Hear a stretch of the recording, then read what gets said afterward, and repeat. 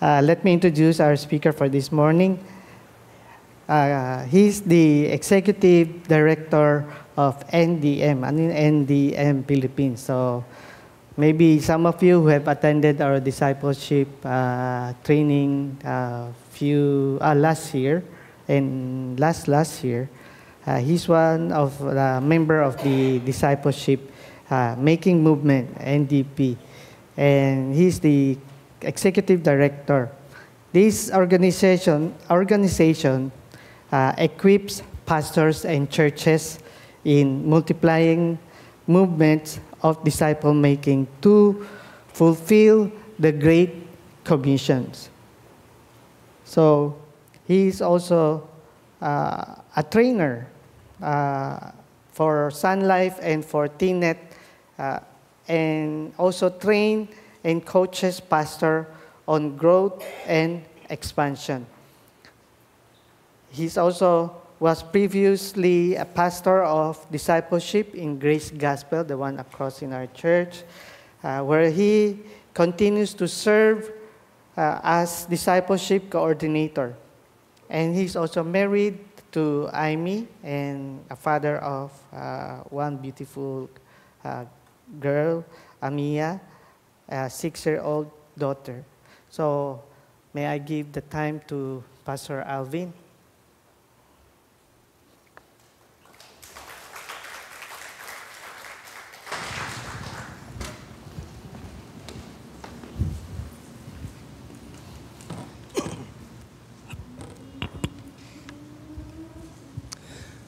Good morning to everyone.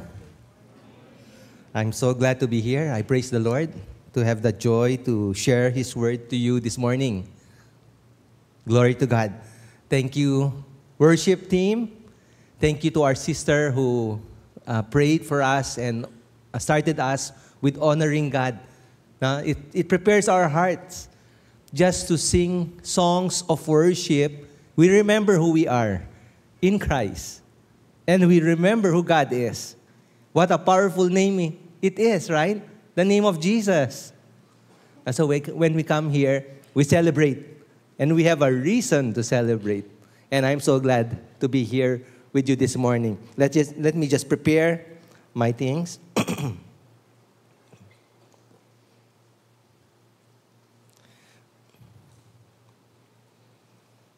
Ayan.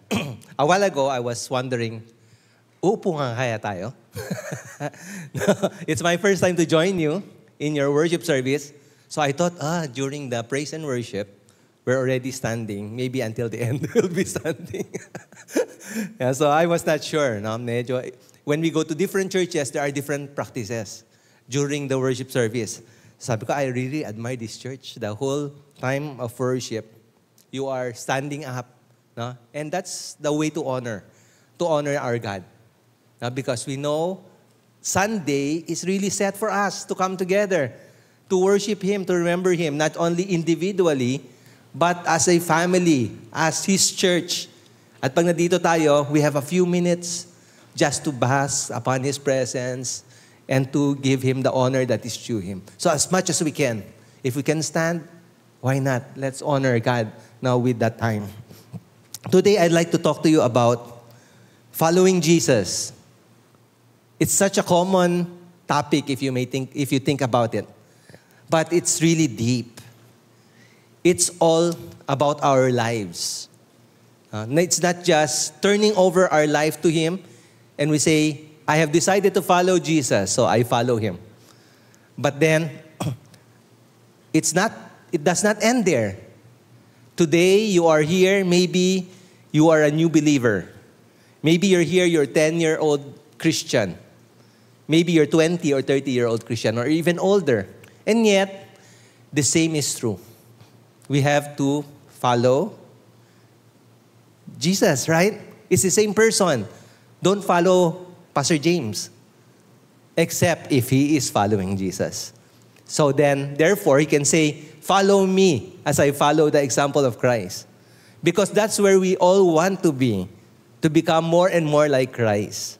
So today, I'd like to talk to you about what it means to follow Jesus. And let me take you to the passage Matthew chapter 4, verses 18 to 22. If you have your Bibles with you, whether hard copy ba yan or electronic, let's open together because I think the projector baka maliit, hindi masyado makita. I'd like you to follow me as we look at the passage for this morning, Matthew chapter 4, verses 18 to 22. It says there, while walking by the Sea of Galilee, he saw two brothers. This is Jesus. He saw two brothers, Simon, who is called Peter, and Andrew, his brother. They were casting their nets into the sea, for they were fishermen. And he said to them, "Follow me, and I will make you fishers of men." Immediately they left their nets and followed him. And going on from there, he saw two other brothers, James, the son of Zebedee, and John, his brother, and in the boat with Zebedee, their father, mending their nets, and he called them. Immediately they left the boat and their father, and they followed him. I think all of you knows this story, right? It's very familiar, and yet we will look carefully. What can we learn from this short passage that would tell us, that will show us how we can likewise follow Jesus, and what does Jesus want among his followers? So first, let me share to you a story about a woman who was applying for college. She was taking an application form and she gasped. Na-surprise siya. Now, she was reading a question and the question was, are you a leader? If you are applying for college, what would you say? Yes or no? If the application form says, are you a leader? For her, she said no. So she got worried. But later on, the college sent her a letter. And it says there, after reviewing all the applications we learned, that we would have more than 1,400 new leaders this year. We therefore accept you in our college because we need at least one follower. Na, ano-anuhin yung leader pagka wala namang follower? No? So if there's a leader, there will be a follower. So the question is, are you a leader or are you a follower? Now, you can be both. But yet, when we say, are you a follower of Jesus? Who among you says you are a follower of Jesus? Oh, parang di sigurado Nakakanta lang natin ng worship to the Lord, di ba? So, who among you would say, I am a disciple of Jesus, I am a follower of Jesus, with conviction? Na? If you have believed in your heart that Jesus was raised from the dead, that He died for your sins, and you put your faith in Him, you are a Christian who is a follower, who is a disciple. Okay? So let's make sure of that. No? That's the greatest gift that God has given us, to become, not only to be saved, but to be able to follow Jesus. So whether you're a pastor, you're a leader, or whether you are a regular attendee, a member of the church, when we accept Jesus Christ as our Lord and Savior and committed our life to Him, we become followers of Jesus. We become followers of Jesus. So a disciple is a student. Now, a disciple is a follower. A follower, in this case, a follower of Jesus. But more than a student in a classroom where you listen to your teacher and you learn a lot of things, a disciple is a student who wants to become like their teacher. You see the difference? Now, they want to follow their leader, their teacher. Now, they want to become like him. So, hindi nakukuha sa lecture yun eh. Hindi nakukuha sa notes. But you really have to be with that person that you want to be like. So, as we pursue to be built up in our faith and in our relationship with God, which is the theme of the church for this year, including this quarter, we read that the Bible is, we try to read the Bible more. We want to go to church more. We want to serve in the ministries. We meet for fellowship. There's nothing wrong with this. This is very good. But we do sometimes so many activities, we attend so much programs and take so much responsibilities in church and in our ministry that oftentimes we forget that we are actually a follower, that we should be a follower, not just attender, not just a server or minister here. But first of all, you are a follower of Christ, and that's something that we cannot forget. That we are supposed to be following someone, that we are called to Jesus to follow Him, not just to be saved, right? He called us to follow Him. So today we will talk about following Jesus and what does it mean to follow?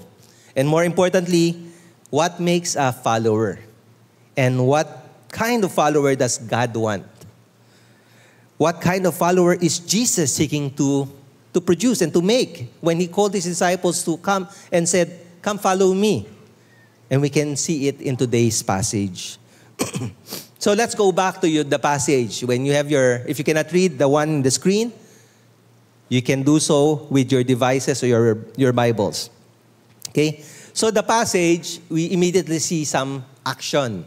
We see that Jesus was walking by the Sea of Galilee, right? He was walking by the Sea of the Galilee. Ayan. And initially, he saw two brothers. Who are these two brothers? Yes, louder a little bit. Simon and Andrew. No, they were catching fish because they were fishermen. And he called them to follow him. And immediately they left their nets and followed him. And not far away, he saw another two sets of brothers. Now, a set of brothers, no? James and John. They were also fishermen. And then he called them to follow him. And what did they do? Immediately, they left their nets and followed him. So we can see here that Jesus calls people to follow him. And we can immediately observe at least two things on how and what he expects, he expects people to follow him. First, we see that God expects us to follow him immediately and literally. Again, what does it say? Immediately and literally. When he calls, walang delay. You remember the story when people were saying, "I want to become your follower. Pero let me bury my father first. And let me just do some business in my home first." And Jesus did not accept them. But here he calls out to fishermen. And he said, "Follow me." And immediately they left their nets and followed him. So he was not expecting just lip service. He was not saying, "Anyone who calls me Lord, Lord is okay na." No, "Oh yes, Lord, we will follow you." But they're still in their boats. No, they took action. Jesus looking for obedience, not just lip service. People, followers who will do His will. Not just to come to church, just like in today's setting. No? Not just to know His word, but to actually do it. Actually do it. No? So be a Christian. Live out your faith. Follow the ways of Jesus.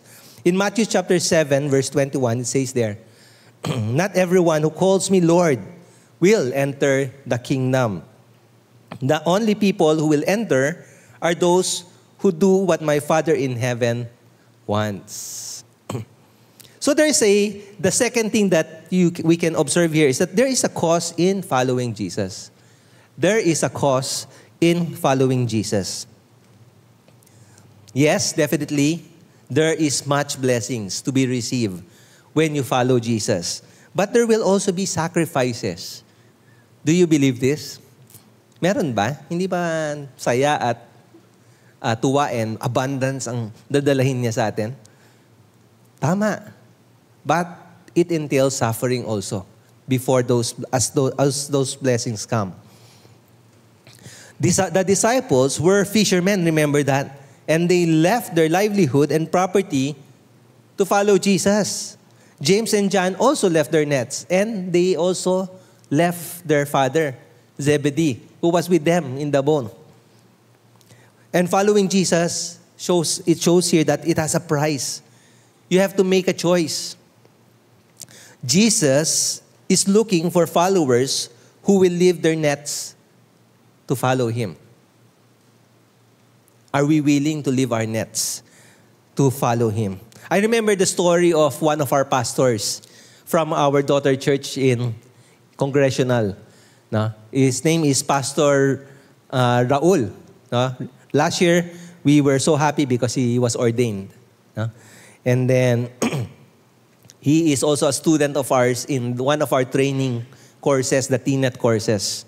No? He turned to Christ from being an Iglesia ni Cristo minister. Hindi pa siya yung pinakamataas na minister. No? Kasi meron silang, may leveling sa Iglesia ni Cristo eh. But, when you are in the church of Iglesia ni Cristo, usually, your family is also there with you. And also your relatives. And also your community. And your friends. So what happens here? When he decided to turn his life to Christ, he left the INC. His family disowned him. Kahiya-hiya siya. Because the church will say, curse yan sa family. Ba't may ganyan kayo sa pamilya? No? Faithful kayong lahat, pero itong anak niyo, hindi. No? Paalisin niyo siya. Kasi makokontaminate ang lahat. So he was disowned by his family. He was cut off not only from his family, but his whole clan. And remember, who are their friends? Who is friends? Mga taga-ANC rin. So he was also excommunicated. It was announced to everyone, wag kayong lalapit sa kanya. No? Have nothing to do with him. But the reality is that he found the truth and decided to follow Jesus and not the teaching of the INC. But he had to suffer. He had to suffer and make a big sacrifice in doing so. In Luke chapter 9, verse 23, it says there, he said to all of them, if anyone would come after me, let him deny himself and take up his cross daily and follow me. Hindi lang din one time, no? It's daily. You have to make that sacrifice. Mark 10 tells us of a sad story when a rich young ruler came to Jesus asking him, how can I have eternal life? He said he obeyed the commands of Moses. But in verse 21, we can see there that it says, looking at him, Jesus showed love to him and said to him, one thing you lack, go and sell all you possess and give to the poor, and you will have treasure in heaven. And come, follow me. Come, follow me. But in this young ruler was deeply dismayed, and he left. He could not give up his fishing net to follow Jesus. There's a big demand. There's sacrifice when we follow Jesus. So you see, brothers and sisters, following Jesus will not always be easy. But it is worthwhile. It is in following Him that where we will experience true joy and abundance, the fullness that He has promised for those who believe in Him.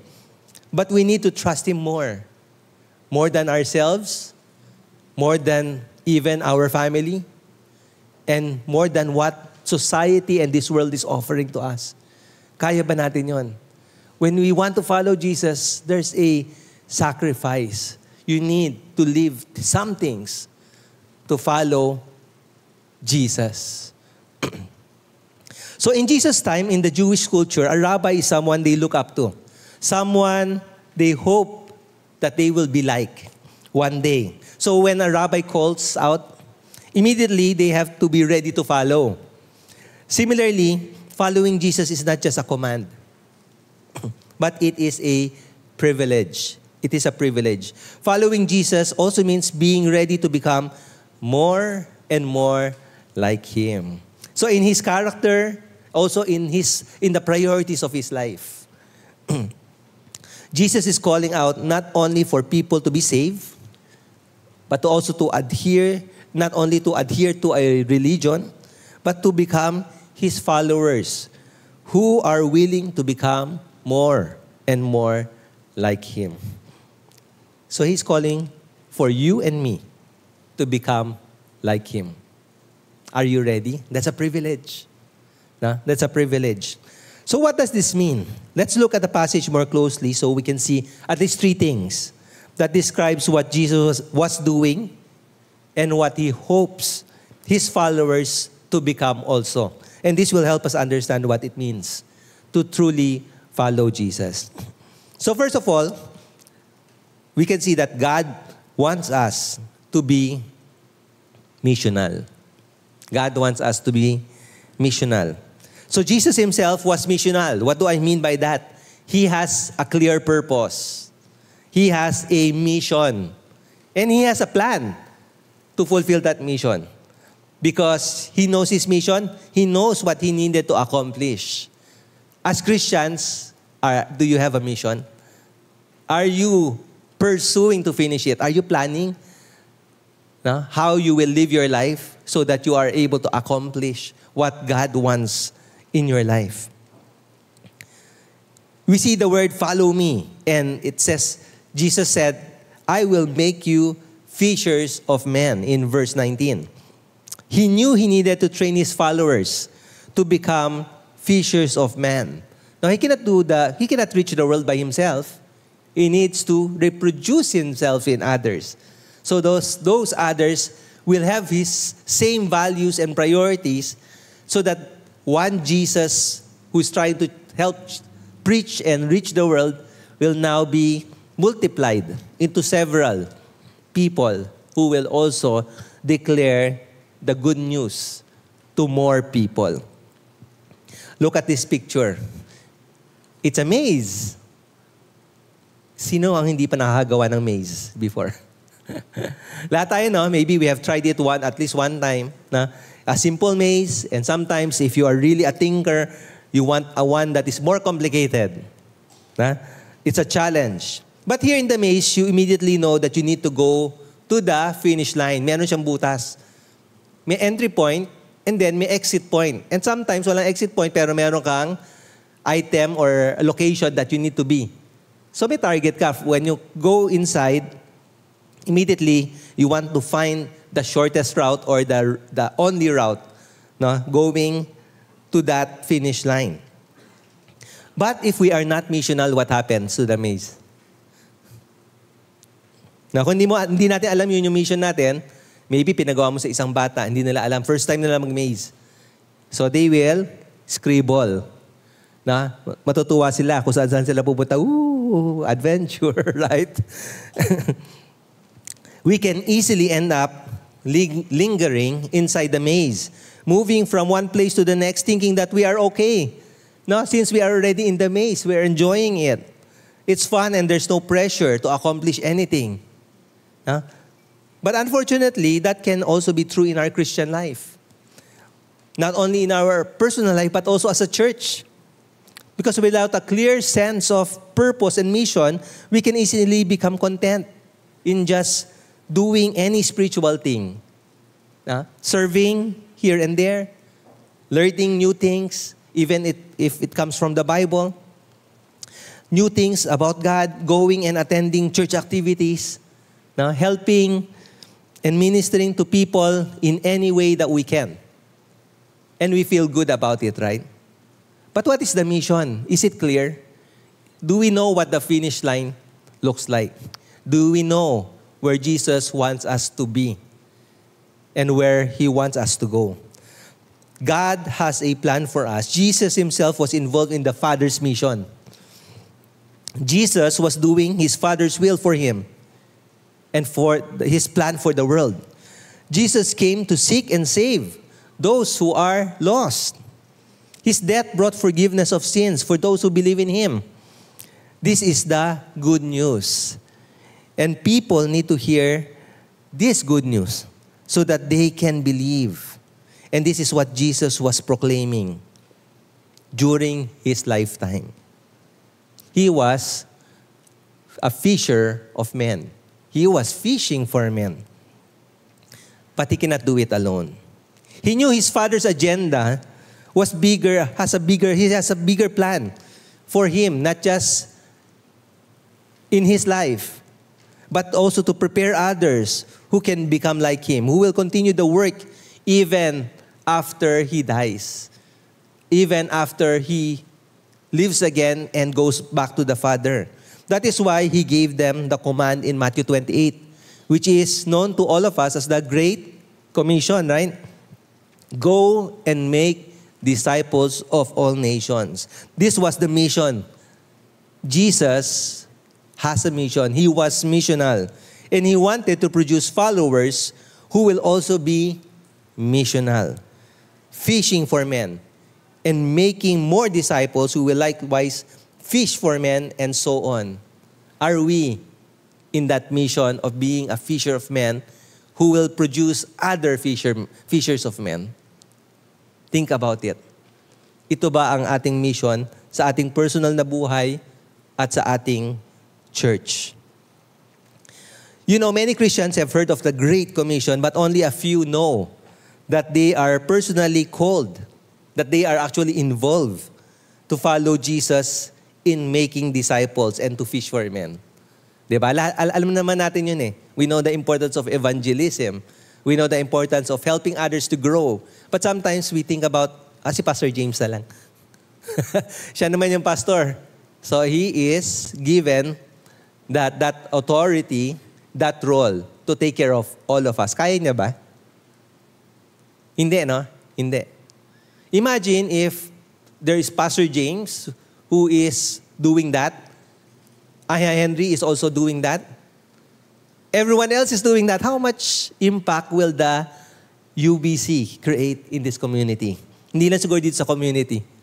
Even in this city. Or maybe even in this country. No? So imagine that. God's purpose is for us to reach the world. And He has placed us here specifically for a purpose. We are to reach those in our circle. In your personal life circle, in your church, around you, in your community, punuin natin ito. Marami pang rooms. Now, we want to see more people saved. That's what Jesus died for. You see, only a few people actually knows that they are called to become fishers of men. And even fewer are those who are doing it. The church has what we call a 90% problem. Ano yung 90% problem? In a survey, it shows that 90% of Christians, whether they are leaders or members, do not share the good news of Jesus to others. That's troubling, right? Now we are, sabi sa scripture, witnesses. We are His ambassadors. That means we speak for the kingdom of God, and yet we are not speaking. We are not representing. 90% problem. Only 10% are actually doing it. Most Christians would simply want to attend and be involved in activities to help teach, give, but not to follow and become fishers of men. But this is our calling. We need to be missional. We need to know what our identity is and what our purpose is. So as a follower of Christ, we ought to be like Jesus, knowing our mission. We have to live out our faith with purpose. We have to proclaim the good news. We have to seek the lost. We have to make disciples of all nations. This is our call. Like the fishermen, they follow Jesus to become fishers of men. Okay, missional, very clear. Huh? Another thing that we can see in the passage that we are studying is God wants us to be relational. Be relational. Yan, be relational. So Jesus built personal loving relationships with His disciples. Now, He was not just asking them to follow Him, but He was personally involved in their personal affairs. Now, He loved them. He loved them. So imagine if you are a student, you're taking an exam in class, or maybe you're a businessman doing a business deal in a meeting room, or maybe you're a programmer doing coding, you're finishing up Nako, talagang intense, no? Or maybe you're playing a basketball game. You're in the middle of fourth quarter na, patapos na, kailangan basketball ka, intense. Or maybe you're having quality family time. Ito na lang nga yung family time namin. No?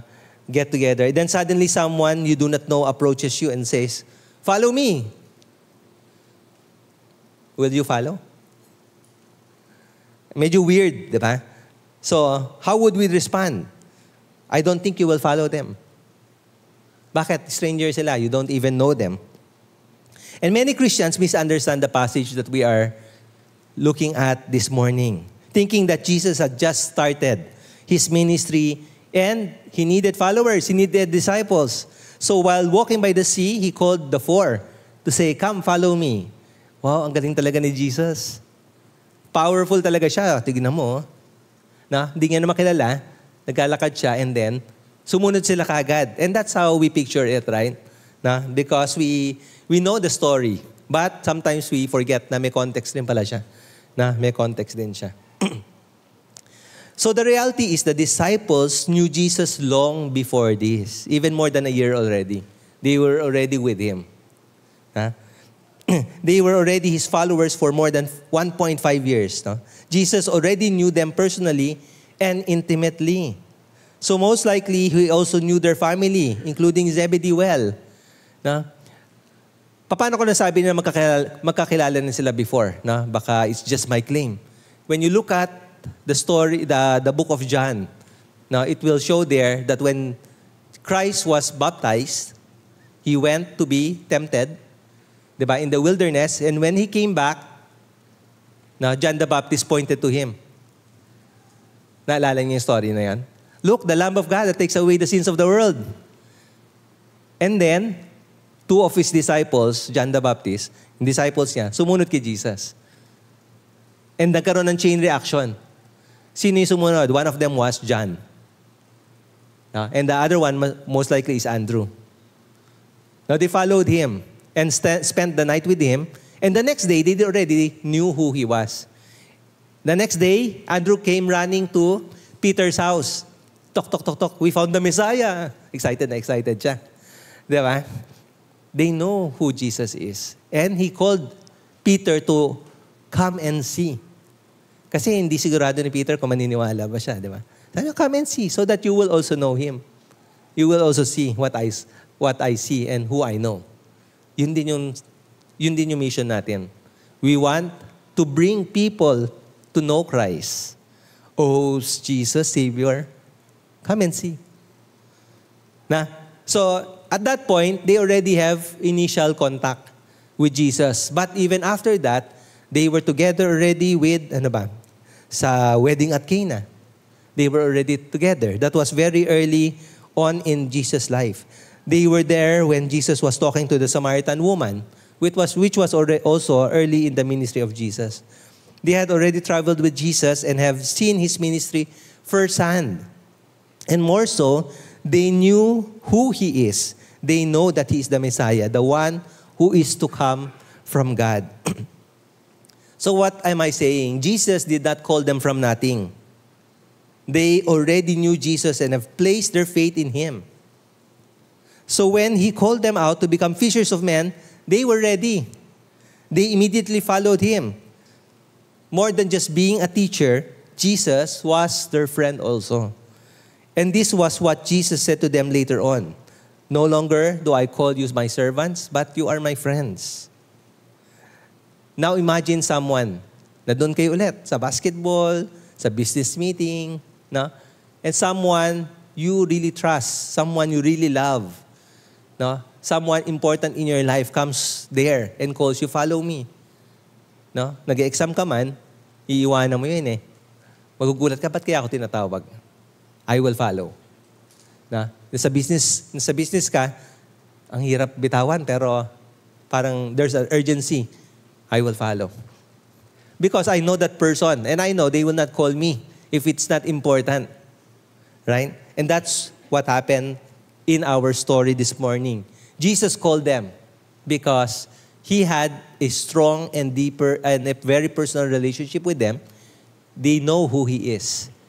And it was easier for them to say, yes, I will follow. I will follow you. I trust you.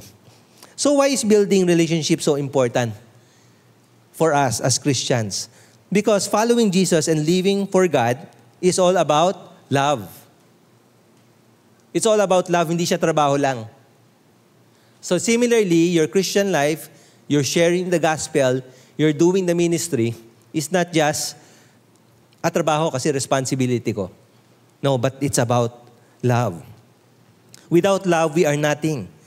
That is why when we ask what the greatest commandment is, Jesus answered, to love God with all your heart, soul, mind, and strength, and to love others as you love yourself.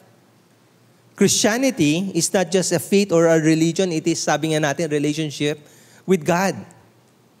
With love as its foundation. And Jesus died for us so that we can have the personal and loving relationship with God. That's why He died for us. Remember, it's not just to save you, but because He loves you and He wants to have a relationship with you. Jesus is relational. He builds relationships with people. He wants followers who will likewise be relational. Not just to believe, not just to serve, not just to gain more knowledge, but to grow in their love for God and their love for other people as well. So as Asian, myself, no? Filipino-Chinese, introvert din ako. Kung maniwala man kayo o hindi. Introvert ako, nagtatago ako dati kapag may tao. Now, being relational is not very easy for me. And I know many of you, maybe we are on the same boat. No? Building relationships of love is not our strongest trait. Of course, we love our family. But sometimes it's not, we don't know really how to express it, how to go about it. No? At hindi nararamdaman minsan ng mga loved ones natin. Di ba? Kasi, very tinatago natin eh. We tend to shy away. We try to keep to ourselves. We avoid being too personal and open about our lives. We prefer to be just private and to talk about superficial things. Now, if someone comes to visit at home, anong gagawin niyo? Yung family namin, nagtatago. Kung may bisita ako, my parents will hide na kagad sa kwarto nila. Pagka may bisita sila, ako naman magtatago. Na, parang awkward yung mag-i-introduce pa. You need to talk to them. No? Someone will say hi to me and instead of starting a conversation, mag-hi lang din ako and then maybe, face the other way na. That's my natural response. But we cannot love if we are avoiding people. So it took time for me to actually change that. Pa-konti-konti. Hi. Ngayon sasadyain mo talaga mag-hi sa mga tao maski na nahihiya ka. Eventually, tatanungin mo na sila, how are you? No? What's your name? Hindi pa pala kayo nakakakilala. No? So you take it one step at a time. I know all of us, some of you are extroverts. It becomes very easy for you. But many people are introverts. But it's not an excuse for us not to extend the love of God to others. Love happens when we engage and build relationships that build others up. It is an active love. Being loved by God, having the chance to fellowship with others, you know, this gives us the opportunity to learn how to build loving relationships with others. We need to go out of our shell and start sharing our lives to others. Loving God more intimately, loving others more personally. Again, loving God more intimately, cry out to God. Spend time with Him. Kasi relationship do not grow if you do not spend time with that person. Similarly, ganun din. Among your brothers and sisters here in the church, spend time with them, pray for them, know how they are doing. But another thing is, know who are the people around your neighborhood. Do you know them? You have to take the first step to show love to them. Even to your family and relatives who still do not know Christ. Right? Pangatlo, we have seen, unang-una is missional. What's the second one? Relational. Okay? The third one, we can see here that God wants us to become intentional. Be intentional. Jesus knew His purpose. Alam natin yon. He knew the importance of building loving relationships. Makita rin natin yon. He actively fulfilled this mission. Pursued loving God and others. He was not passive. And this is what we call intentionality. He did not wait for things to come to Him. No, He took the initiative to obey His Father's will. He took the initiative to do what needs to be done. To honor God, to obey God, to be faithful to God. No, He took the step. Our passage shows us that Jesus was walking by the Sea of Galilee, and then He called His disciples intentionally, saying, "Come follow me and I will make you fishers of men." He knew what He needed to do. He did it. Jesus knew what He needed to do and He went out to do it. He did not stay in the synagogue and waited for His disciples to pass by. Next week na lang. Makikita naman kami next week. Next month na lang, sa susunod na meeting, bago ko na lang i-bring up yung isang bagay. Nandiyan na sa harapan mo, yung co-worker mo, yung fellow member mo, fellow ministry. Di ba? So, you don't have to wait. If you have the right kind of relationship and you are intentional and you know your mission, do it. Intentionally. So He did not stay home since His followers were still busy with their livelihood. He did not wait until they shape up by their own and become ready to become fishers of men. But He took the initiative to go where they are, to call them out with a purpose and train them intentionally to become fishers of men. So again, hindi siya, teka, next week sa church ulit titrain kita. Tapos next week, titrain kita ulit sa church. Tapos next week ulit mag-Bible study tayo. But hindi siya ganun, no? Why are you doing the Bible study? You want to know God more. But that's it na ba? Yun na ba yung mission natin? Hindi pa, you want to grow deeper in your relationship with God. So that eventually, you will know His heart, His values, live out what He wants for your life. Yun yung goal mo. But many times, when we read God's Word, dinadagdag lang natin sa ulo natin . And then, yung application, hindi natin pinag-uusapan masyado.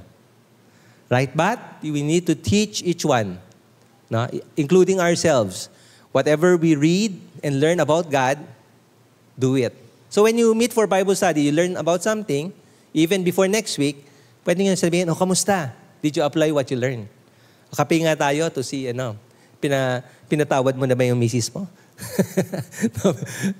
So, ganun, you follow up. Hindi yung next week, kasi part of the program is mag-meet tayo para mag-usap. Kasama yon, that's good. You have a weekly opportunity to engage each other, but don't limit yourself there. Be relational, be intentional. I'm obviously overweight. Pagdating ko pa lang dito, niloko na kagad ako ni Brother Ricky. Saan ba si Brother Ricky? Sabi niya, parang napapasarap yung kain.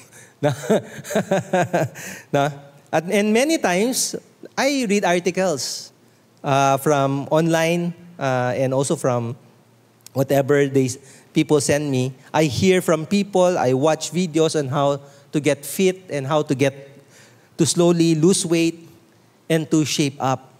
I would think of exercising and what kind of exercises I need to do or I should do. And after I think about it, pagod na ako. So I felt I already worked out. So parang sa ka-imagine mo lang, feeling mo you already done it. So guess what? Pumayat naman ako. I'm just kidding. Of course not, right? It doesn't happen that way. Whatever you learn, you have to apply it. So how we wish na kung nalaman lang natin isang bagay, magbabago na yung buhay natin. Hindi, it's in applying it. That where the Lord will be able to change our life. So knowing and learning more about losing weight will not make me lose weight. I need to take concrete steps to do it before it makes a difference. So similarly, in the Christian life, it's like that, my brothers and sisters. Many believers are like aliens. What do I mean? We feed and feed knowledge, information, listen to God's Word. We hear talks, seminars, na napupuno na yung brains natin, no? Lumalaki yung ulo natin, pero hindi natin nagagamit. Our body remains small because we do not put it into action. Big head, small body. But now that we know our mission and that we are to be witnesses for Jesus, becoming fishers of men, we need to live it out and become one, a fisher of men. We need to be followers who will obey what our Master is teaching us. James 1, verses 22 to 25, it says there, do not merely listen to the word and so deceive yourself, but do what it says, right? Anyone who listens to the word but does not do what it says is like someone who looks at himself at the mirror. And after looking at himself, goes away, immediately forgets what he looks like. But whoever looks intently into the perfect law that gives freedom and continues in it, not forgetting what they have heard, but doing it, they will be blessed in what they do. So you see, it's in doing where you will be blessed. So if you say, Lord, Lord, I'm here, I'm in church, I listen to your word, I read your word, na, umpisa pa lang yun. Na, dapat binibless mo na ako, Lord. Hindi pala, no? You have to do what it says. And you will see how the Lord will bless your life as you live out your faith. Now, it's in living out, it's in obeying Him where true blessings comes in. So as a businessman or a career person, you wake up each day, each morning. You go to your work, you go to your office, you go about your business. The business is not there just for you to have something to do. Unless you're ultra rich, right? Sometimes, part-time na lang nila yun. But for you to earn money and have a sufficient source of income. And so you go to work day after day. Anong ginagawa natin? Directing the affairs in your office to make sure that the company will be profitable, that the company will have growth and will be able to expand. So it is a plan out, and you plan it out and you prioritize it. Unless you plan it out and prioritize it, nothing will happen. The likeliness of success and profitability, bababa, and maybe you will lose money. So unless you and your staff intentionally go out of your way, ito talaga yung gagawin nyo. Magpaplano tayo, yung plano natin, i-apply natin, most likely, the business will not last. It will suffer and die. So the same is true in our Christian life. But the same is true also for the church. So we have to work together. We have a mission and purpose. We cannot randomly busy ourselves with many different kinds of activities, meetings, programs. Na?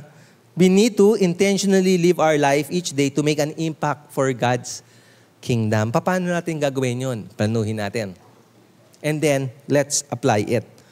In your home, be missional and relational. In your office, be missional and intentional and relational. Because you're not just a Christian on Saturdays and Sundays. No, even in your home and in your office, in your work. In your school, do that. Among your neighbors, do it.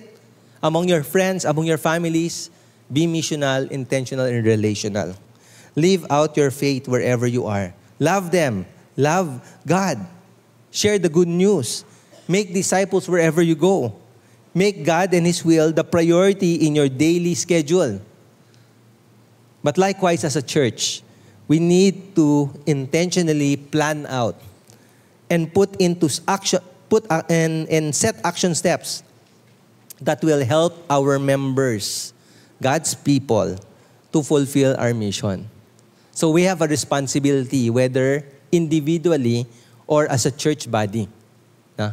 We need to become like Jesus, missional, relational, and intentional. So brothers and sisters, today we learned that as believers of our Lord Jesus Christ, we ought to respond to Him immediately and literally. Now, following is the literal. it would not always be easy. And iniisip pa lang natin parang pagod na, di ba? But, umpisa pa lang yun. There is a cost in following Jesus. But you will not be shortchanged. The Lord will bless you. It is a worthwhile endeavor.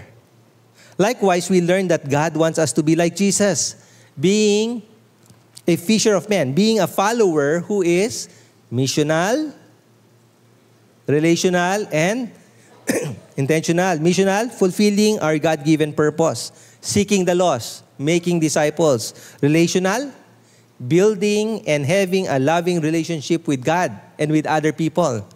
And intentional, not to be passive, but using our life, our time, our energy, and the resources that God gave you each day to live for Him and to fulfill His will for our lives.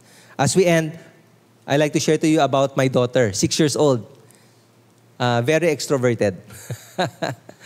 No? So we cannot keep her from talking. Okay? One time, we had to go out of town with my wife. So my daughter was left with their grandparents. And when we came back, her grandma told us that she shared the gospel to the kids and the neighbor sa compound nila. She told us that my daughter Amia did not only tell them about Jesus, but he also explained. He explained to them who God is. He explained now that we all have sinned and that Jesus died for our sins. And he told them that they need to accept Jesus to have forgiveness so that they will go to heaven. No? So she did not only learn about God, but what happened here? He did not hear it from church only or from the Bible or from mommy and daddy, but nag-translate siya, no? Into action. She responded by telling others about Him. And you will see that hindi kailangan ng rocket science ba ang tawag doon, no? For us to really see how we can be missional, relational, intentional. He built friendships with those neighbors. Now, she told them about Jesus because she knows this is what God wants, for all people to be saved. No? And she did it. It's really up to us how we will respond when Jesus calls us to become fishers of men. No? So let me share some practical ways for you to take home. How do we apply this? First, let me encourage you to become more involved in evangelism. Be involved in evangelism. First of all, know what you believe and learn how to share the gospel. If you do not know how to share the gospel, I'm sure your leaders will be able to help you or even give you tools now that you can use. There are even tools that you can just read and follow with the person that you're trying to share the gospel to. But importantly, you need to take steps to do it. Take steps also in trying to know the people who are around. Usually, we have already a circle of friends na ito palagi ang kasama natin. But not knowing na every day, actually, there are people around us. Then we see them every day. They are with us every day, but they're not our friends, so hindi natin sila pinapansin. But know them, because that is where God placed you. And you can let your light shine where you are. Now, beyond just your little circle, God can use you to bring other people to Him. So as a church, create and initiate opportunities for outreach. Kung may opportunity to do outreach among your families, among your friends, the church support it by coming up with maybe trainings or events that would help them draw people to the church or to a place where the gospel can be imparted to them. If you can do outreach, not just bringing them to church, but going somewhere where your contacts and loved ones are, do it. In our church, one of the common things that we use is yung sports. Sports ministry. And it's filled up every day, every night. if some of you probably notice, gabi-gabi may coaching pumapasok dyan. Kasi there are people playing basketball, badminton, pickleball, volleyball, suspended lang ngayon, pero we also have volleyball usually. But that's what we use to help our members draw their friends. Mahilig sila mag-pickleball. Sige, punta kayo dito. Dito tayo maglaro. And they are able to meet other Christians who are in the church. And in those moments, they are encouraged with God's word. And at a later time, they are also invited. Invite namin kayo sa Alpha. Maybe you know the Alpha course. So that's also one thing that we use in our church to do evangelism. I encourage you, if you have something like that, or events that you know that will be effective in drawing people and helping your members to invite their friends, do it. Pangalawa, be a disciple of a small group. Be a disciple of a small group. Sorry. Paklik na lang sa second point. Be a disciple of a small group. Because we are students and followers of Christ, we need someone to care for us, to help us to grow, to become more like Christ. So I encourage you, don't be content where you are spiritually. Continue to grow in faith with other believers until to become more mature and becoming more like Christ. Seek to know God more personally. Learn to share your life with others. Ito yung opportunity for us to learn how to become relational with a small group. Share tayo ng problems natin, concerns. We share also how we can encourage others during that time and how we can do yung mga commands ni Jesus together. If it's only me, shy ako. Ang hirap gawin. Parang gym lang din yun, di ba? Kung pupunta ka sa gym, for workout, mag-isa mahirap. Pero pag kami kasama ka, mas madali. Similarly, in a small group, you will find encouragement. How to live out your Christian life. And finally, be a leader. Be a leader who will lead with passion. Lead with passion and direction. So, love God, love your flock. Now, as you love God, you have to love your flock.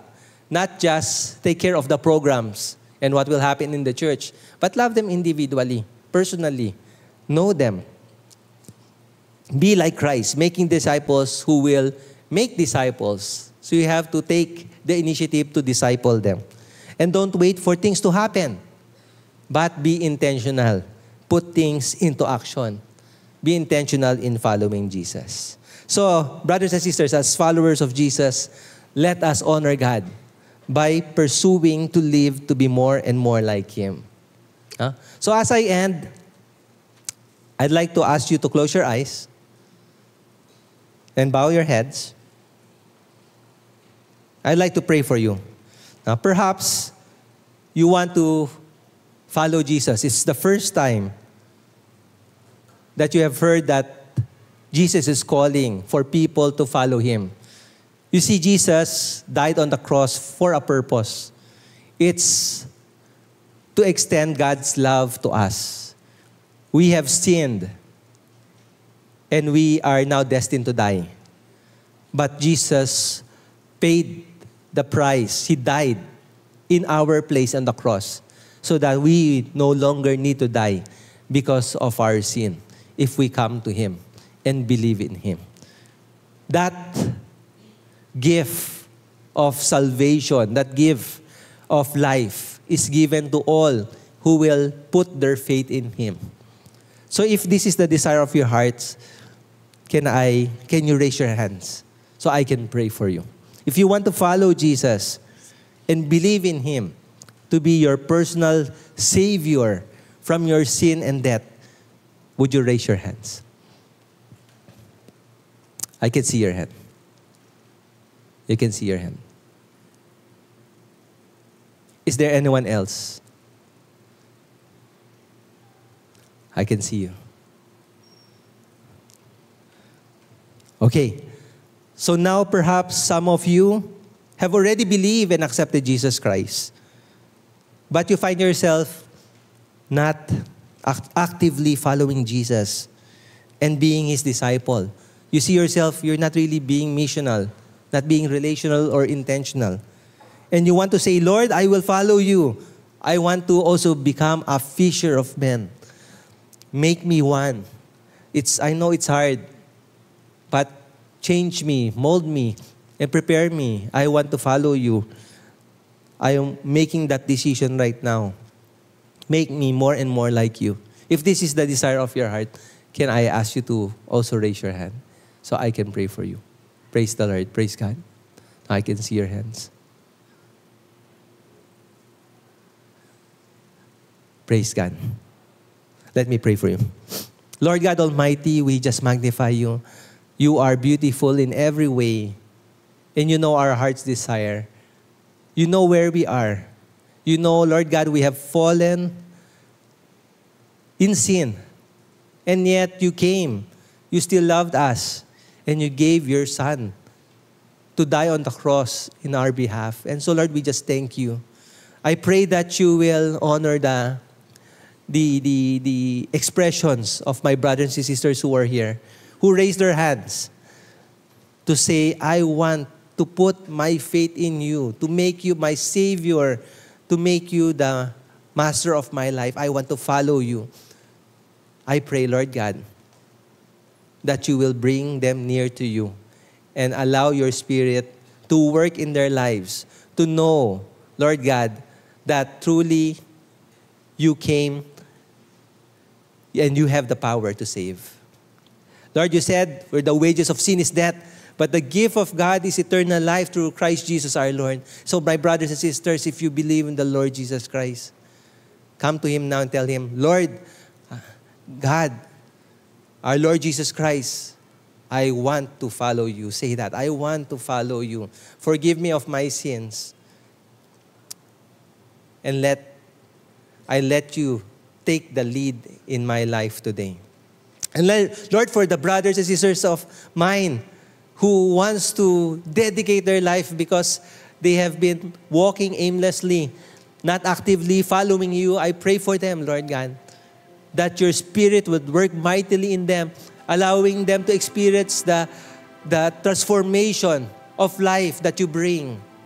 And so, Lord, it is my prayer that you will bless each one of them, that as they hear right now, they will not go home just hearing and knowing, but as they leave this place, they will be transformed and would follow you actively, being missional, intentional, and relational in every way.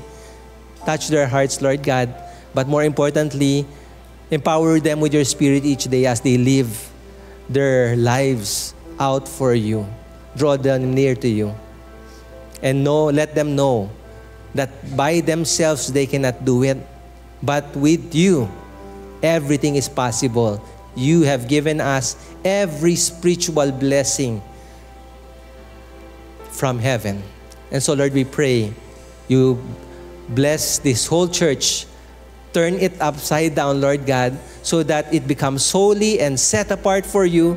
Bring people to fill these chairs. Allow my brothers and sisters here to become witnesses and ambassadors for you, telling others about the beautiful message of hope and love that you bring.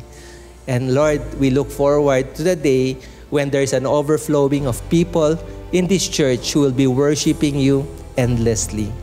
Lord, to you all be the glory and praise. You deserve it. In Jesus Christ's name we pray. Amen. God bless you all.